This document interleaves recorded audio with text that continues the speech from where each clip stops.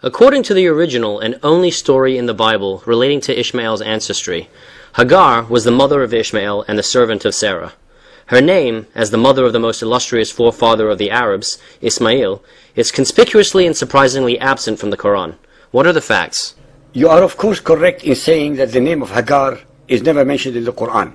But this should not be a surprise to anyone who has studied it or listened to our series. After all, the following extremely important names are also absent from the all-knowing Quran: Mecca, Medina, Jerusalem, Sarah, the wife of Abraham, and Eve, the mother of humanity.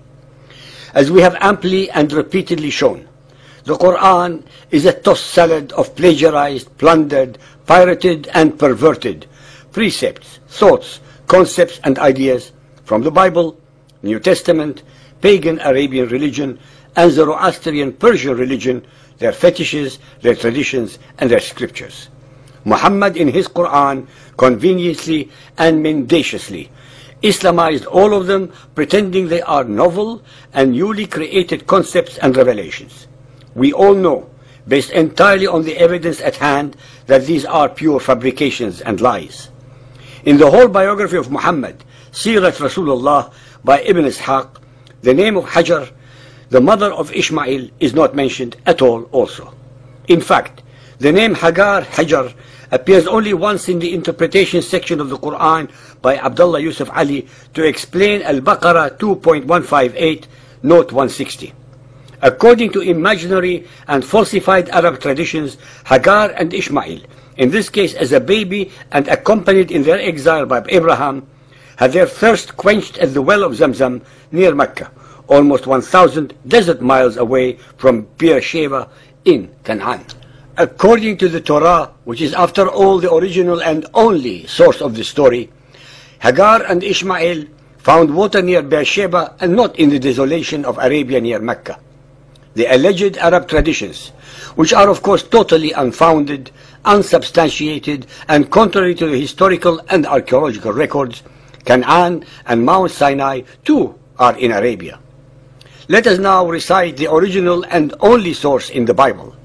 Chapter 16, Genesis 1. Now Sarai, Abram's wife, bore him no children, and she had a maidservant, an Egyptian, whose name was Hagar. And Sarai said to Abram, Behold now, the Lord has prevented me from bearing. I beg you, go in to my maid. It may be that I may obtain children by her. And Abram listened to the voice of Sarai. And Sarai, Abram's wife, took Hagar, her maid, the Egyptian, after Abram had lived 10 years in the land of Canaan, and gave her to her husband Abram to be his wife. And he went in to Hagar, and she conceived.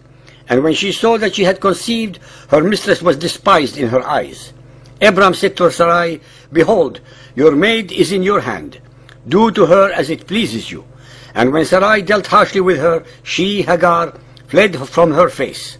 And the angel of the Lord found her by a fountain of water in the wilderness, by the fountain in the way to Shur. And he said, Hagar, Sarai's maid, where did you come from? And where will you go? And she said, I flee from the face of my mistress Sarai. And the angel of the Lord said to her, Return to your mistress and submit yourself under her hands. And the angel of the Lord said to her, Behold, you are with child, and shall bear a son, and shall call his name Ishmael, because the Lord has heard your affliction. And he will be a wild man. His hand will be against every man, and every man's hand against him. And he shall live in the presence of all his brothers. And Hagar bore Abram a son, and Abram called his son's name, whom Hagar bore, Ishmael. And Abram was 86 years old when Hagar bore Ishmael to Abram.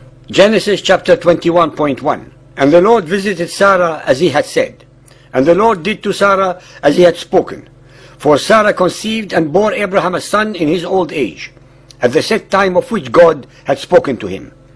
And Abraham called the name of his son who was born to him, whom Sarah bore to him, Isaac. And Abraham circumcised his son Isaac, being 8 days old, as God had commanded him. And Abraham was 100 years old, when his son Isaac was born to him. And the child grew and was weaned. And Abraham made a great feast the same day that Isaac was weaned. And Sarah saw the son of Hagar, the Egyptian, whom she had borne to Abraham, mocking. And she said to Abraham, Cast out this slave and her son, for the son of this slave shall not be heir with my son, with Isaac. And the thing was very grievous in Abraham's sight because of his son. And God said to Abraham, let it not be grievous in your sight because of the lad and because of your slave. In all that Sarah has said to you, listen to her voice. For in Isaac shall your seed be called, and also of the son of the slave will I make a nation, because he is your seed. And Abraham rose up early in the morning, and took bread and a bottle of water, and gave it to Hagar, putting it on her shoulder and the child, and sent her away. And she departed and wandered in the wilderness of Beersheba. And the water was spent in the bottle, and she cast the child under one of the shrubs. And God heard the voice of the lad, and the angel of the God called to Hagar from heaven and said to her, What ails you, Hagar? Fear not, for God has heard the voice of the lad where he is. Arise, lift up the lad, and hold him in your hand, for I will make him a great nation. And God opened her eyes, and she saw a well of water.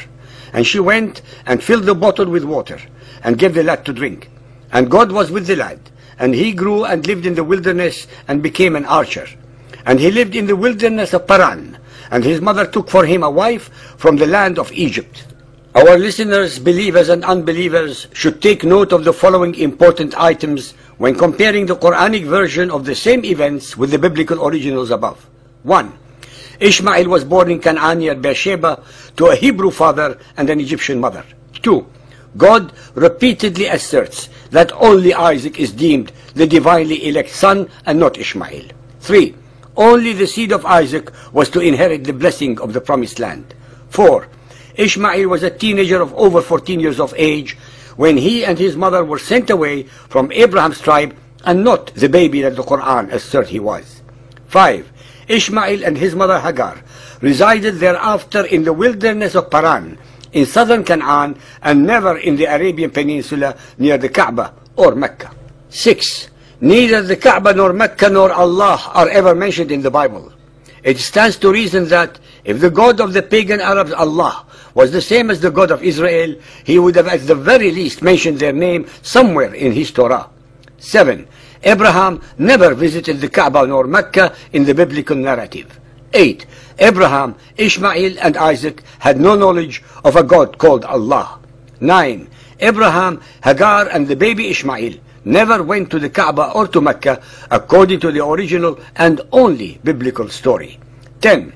Since the Torah was asserted by the Quran itself as revealed directly to Moses Kalimullah by Allah and is considered divine, it beggars logic and intellect to believe that Allah, if he were the God of Israel, would have revealed two contradictory versions of the same events. 11. If Ishmael were elect of Allah instead of Isaac, why were all the prophets of the Bible from the seed of Isaac and none from Ishmael's seed? In conclusion, it is self-evident as usual that the Quranic stories are unfounded, untrue, inauthentic, and total lies, and no follower of Muhammad in the world can, based on all the knowledge that it is available to everyone, disprove our accusations or statements.